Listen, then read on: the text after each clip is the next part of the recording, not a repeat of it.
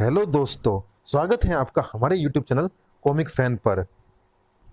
चलिए दोस्तों, शुरू करते हैं थ्रिल हॉरर सस्पेंस की ये धमाकेदार कॉमिक्स 500 फंदे। चलिए करते हैं इस कॉमिक्स का दूसरा और अंतिम भाग। डाकू कालका की खोज युद्ध स्तर पर शुरू हो चुकी थी। केवल यही एक कबीला है, बकारू, जिसके पास 500 से ज्यादा विभिन्न नस्लों के ताकतवर घोड़े हैं। ये लोग घोड़ों का बिजनेस करते हैं। इसके अलावा ये लोग तलवारें बनाने में भी माहिर है। टनाक टनाक। लेकिन सर, कबीले की तलाशी में ऐसा कोई क्लू नहीं मिला जिससे ये लगे कि ये लोग डाकू हो सकते हैं। मगर डाकुओं से इनका कोई ना कोई कनेक्शन जरूर होगा। डाकू इनसे घोड़े खरीदने जरूर आते होंगे। इनकी कुल संख्या कितनी है? मेरा मतलब कबीले की जनसंख्या कितनी है? लगभग 500 लोग होंगे सर। किसी ने एक खास बात नोट नहीं की इस कबीले की। कौन सी खास बात सर? बताऊंगा। फिलहाल मार्किंग शुरू करो। सरदार बकारू को मार्किंग के लिए राजी कर लिया गया। ठीक है। जेम्स फटारे ने जंगली कबीलों में रहने वाले लोगों की पहचान के लिए मार्किंग शुरू कर रखी थी। ये मार्क तुम्हें अंग्रेज सिपाहियों के हाथों हाथों डाकू होने के भ्रम में मारे जाने से बचाएगा। ये तुम्हारी पहचान है। उस रात डाकू कालका ने अंग्रेज सिपाहियों के कैंप पर जबरदस्त हमला किया। मार दो, खचाक खचाक। और लगभग 300 अंग्रेज सिपाहियों को बेरहमी से रेत डाला। कुछ बलिष्ठ सिपाहियों को वो चौकड़ी देवी पर बलि चढ़ाने के लिए उठा ले गया। जय महाशक्ति चौकड़ी देवी। जेम्स फटारे कैंप में लौटा तो उसका खून खोल उठा। ये खून खराबा डाकू कालका ने ही किया है। उसका अंत निकट है। सर, आपने कहा था कि आपने बकारू में कुछ खास नोट किया था। हाँ, वहां स्त्रियां नहीं थी। कोई भी कबीला बिना स्त्रियों के नहीं हो सकता है। ये एक असामान्य सी बात है। इसका सीधा सा मतलब है कि बकारू कबीले के पुरुष ही वास्तव में डाकू कालका का पूरा दल है। लेकिन सर, प्रत्यक्षदर्शियों के अनुसार डाकू कालका और उसके सभी साथी तो शैतानों के समान बदसूरत और कुरूप दिखते हैं। क्या लूटपाट मचाने से पूर्व वे लोग मेकअप करते हैं? नहीं, 500 लोगों के मेकअप की बात गले नहीं उतरती। ये कुछ और चक्कर है। उनके पास शैतानी शक्तियां हैं। छुपकर कंफर्म करना होगा। और उस रात्रि सर, वो लोग अपनी इष्ट देवी के मंदिर के सामने इकट्ठा हो रहे हैं। जय चौकड़ी देवी। उन्होंने अपने हाथों को चंद्रमा की ओर उठा लिया है। जय चौकड़ी देवी। शक्ति शक्ति। सर, वे शैतान बन गए। सर, वो लोग निकल पड़े हैं। ये लोग फिर किसी नगर, गांव या कस्बे को अपना शिकार बनाएंगे। अब मैं इनको शिकार बनाऊंगा। डाकू कालका के दल ने सौराष्ट्रपुरी पर आक्रमण किया। लूट लो। जेम्स फटारे ने रेडियो वायरलेस पर आदेश प्रसारित किया। मेरा अनुसरण करो। ये लोग सौराष्ट्रपुरी की तरफ जाते लग रहे हैं। वहां उनका स्वागत किया अंग्रेजी हुकूमत के सिपाहियों ने। उन पर गोली बारूद का कोई असर नहीं हो रहा। धाई जिंग बूम। डाकू कालका ने अंग्रेज सिपाहियों को रोन डाला। हा हा हा। जय चौकड़ी देवी। खचा। आह। अंग्रेज सिपाहियों में खलबली मच गई।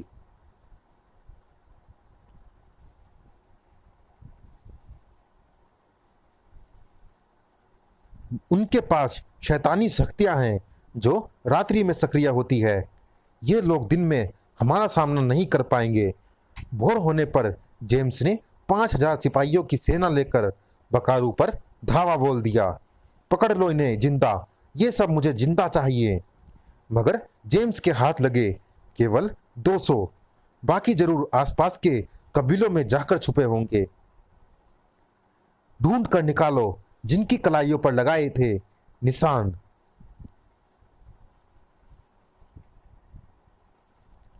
आसपास के कबीलों में छुपे सरदार बकारू उर्फ डाकू कालका और उसके शेष साथियों को भी ढूंढ लिया गया। बहुत भारी पड़ेगा तुम्हें, छोड़ दो मुझे। सरदार बकारू उर्फ डाकू कालका सहित उसके सभी साथियों को उन्हीं के कबीलों में पेड़ों पर फांसी दे दी गई। बहुत पछताओगे तुम सब। आह, फिलहाल तुम्हारे पास पछताने का भी समय नहीं है। आज वो चांदनी रात तुम्हें नहीं मिलेगी जो तुम्हें शैतान बना देती है। नरक तुम्हारे लिए खुला है, जाओ। चौकड़ी देवी के खून से भरे खप्पर को साफ कर दिया गया। अब यहां रक्त की भेंट नहीं दी जाएगी, कटपैया कबीले के तांत्रिक कटपैया ने बताया। मगर चौकड़ी देवी का खप्पर अगले दिन भी खून से भरा मिला। नहीं, ये कैसे हो सकता है? सभी डाकू तो मारे जा चुके हैं। उस रात भी लूटा एक कस्बा। उफ, नहीं, ये कैसे हो सकता है? कटपैया कबीले के तांत्रिक कटपैया ने बताया।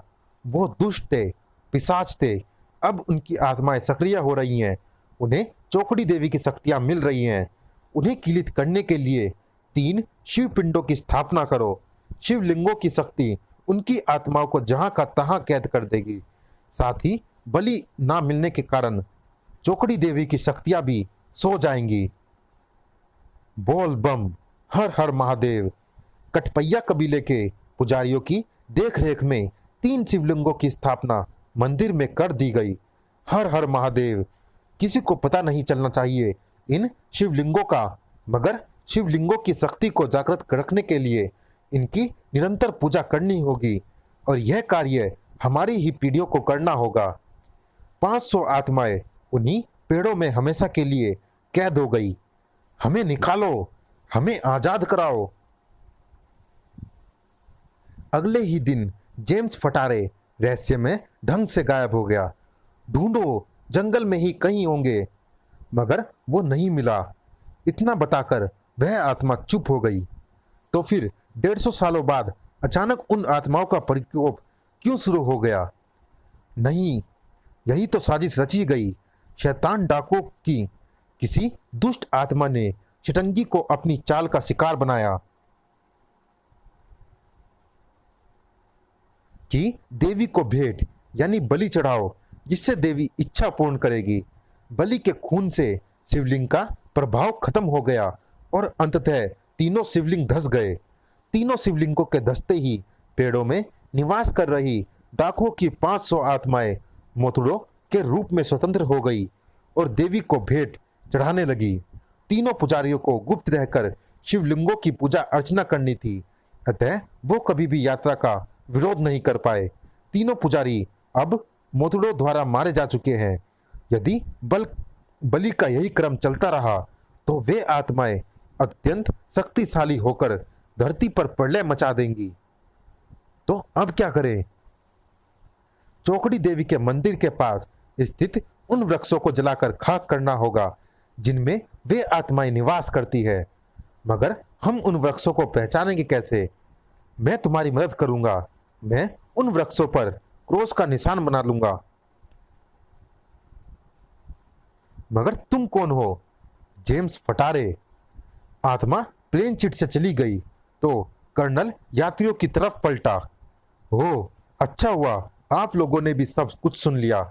मैं चाहता हूं आप सब हमारी इस काम में मदद करें। मदद?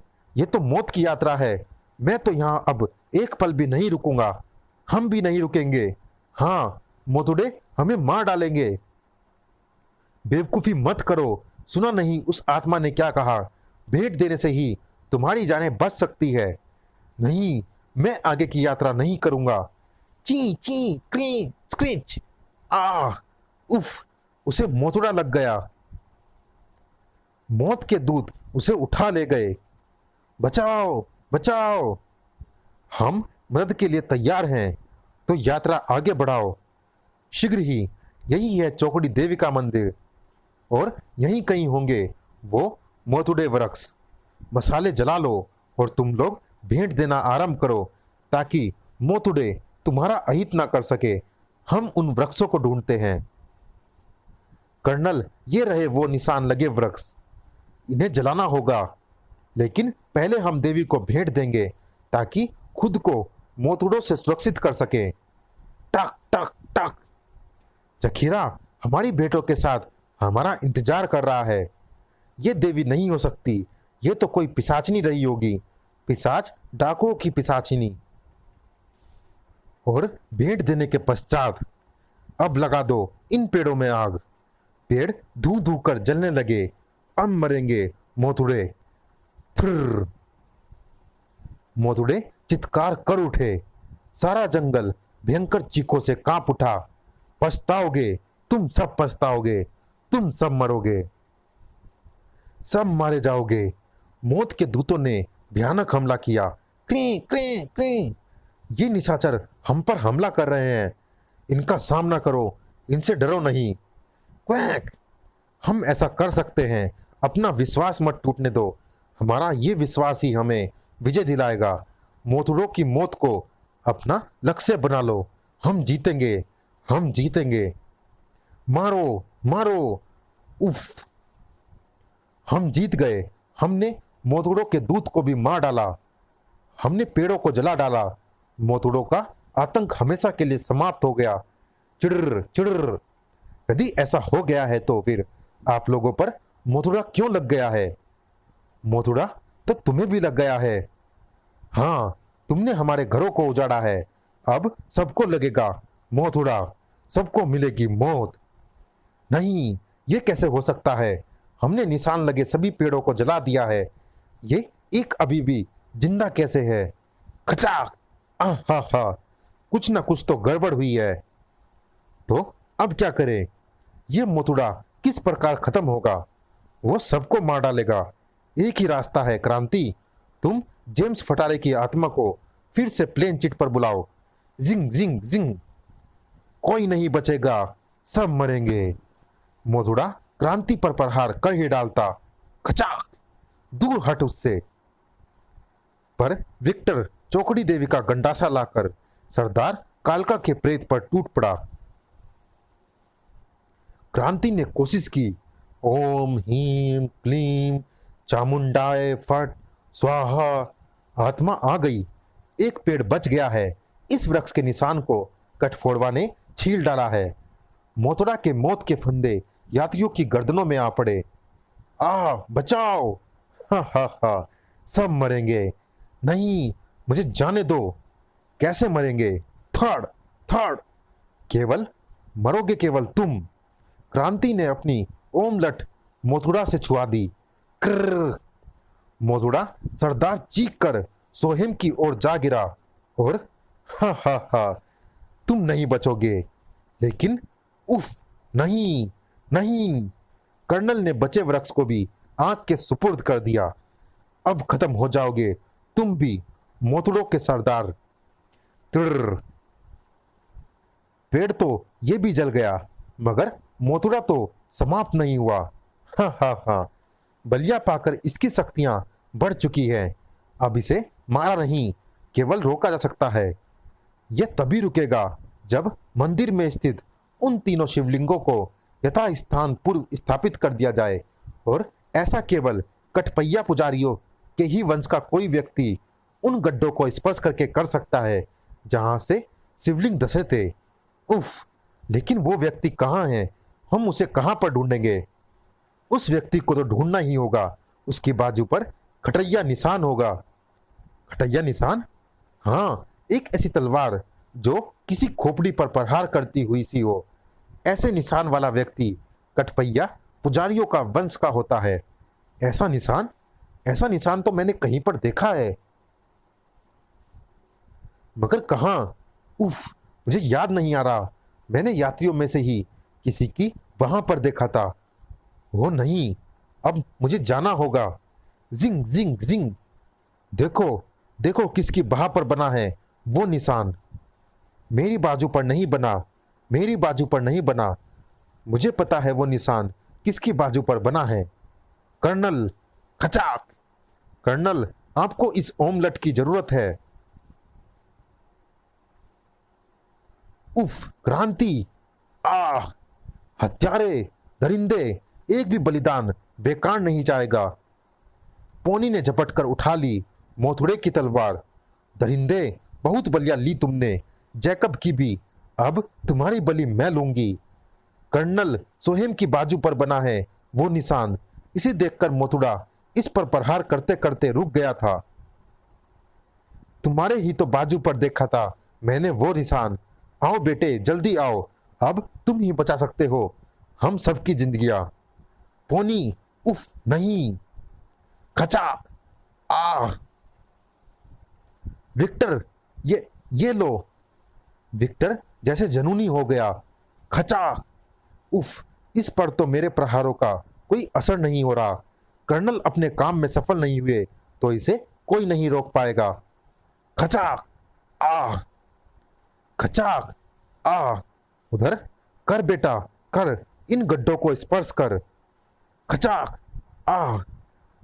उससे शेष दोनों गड्ढों को भी स्पर्श करवा दो। कर बेटा, स्पर्श कर। और फिर तीसरे गड्ढे पर स्पर्श करते ही आ। एक जबरदस्त चीख के साथ मोथुड़ा गायब हो गया। चारों ओर भयंकर निस्तब्धता छा गई। मैंने इस बार भी अपने लक्ष्य को भेद डाला। सभी मोथुड़ों का अंत हो गया। शिव पिंडिया यथा स्थान प्रकट हो गई। एक स्वर गूंज उठा। इन पिंडियों को केवल तुम्हारा पुत्र ही स्थापित कर सकता था। जाओ, तुम्हारा बेटा अब ठीक हो जाएगा। और सैकड़ों वर्षों से भटकती मेरी आत्मा को भी मुक्ति मिल गई। माँ, हम कहाँ हैं? तू ठीक हो गया। काश सभी बच जाते। रुक्मणी सोहेम के साथ बाहर निकली तो अब यहाँ पर शिव का ही मंदिर स्थापित होगा। ये तो वक्त बताएगा जब मोथुड़ों के शिकार बने लोगों की आत्माएं मोथुड़ों के समान शक्तिशाली हो जाएंगी। हा हा हा। समाप्त। चलिए दोस्तों, इस कॉमिक्स में इतना ही। ये रोमांचक कॉमिक्स कैसी लगी आप हमें कमेंट बॉक्स में जरूर बताइएगा। और दोस्तों, जिन्होंने अभी तक हमारे चैनल को सब्सक्राइब नहीं किया है, चैनल को सब्सक्राइब जरूर कीजिएगा ताकि आने वाले कॉमिक्स की अपडेट आपको समय से मिल सके और हम ऐसे ही रोमांचक कॉमिक्स आपके लिए लाते रहें। मिलते हैं फिर किसी अन्य कॉमिक्स में, तब तक के लिए धन्यवाद। राज कॉमिक्स पेश करते हैं रोतड़ी, एक चुड़ैल की मार्मिक कहानी, सिर्फ comics.com पर उपलब्ध।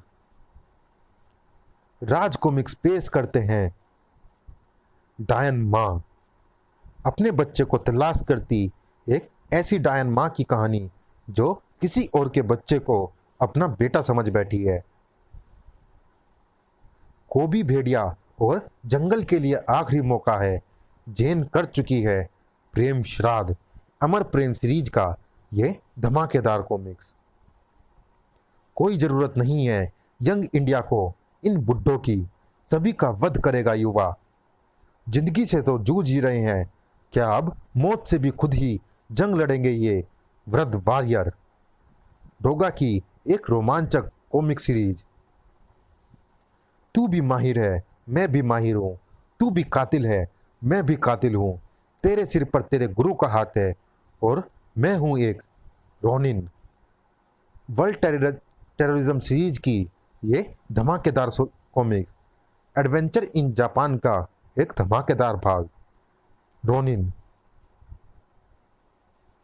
आज से तुम्हारा रिटायरमेंट शुरू हो रहा है सुपर कमांडो ध्रुव, क्योंकि अपराध के विनाश के लिए राजनगर में आ गया है तुमसे 100 गुना तेज, 100 गुना शक्तिशाली और 10 गुना ज्यादा सुपर शक्ति धारक सुपरमैन। राज कॉमिक्स में सुपर कमांडो ध्रुव का सुपर डुपर कॉमिक्स सॉन्ग। धन्यवाद।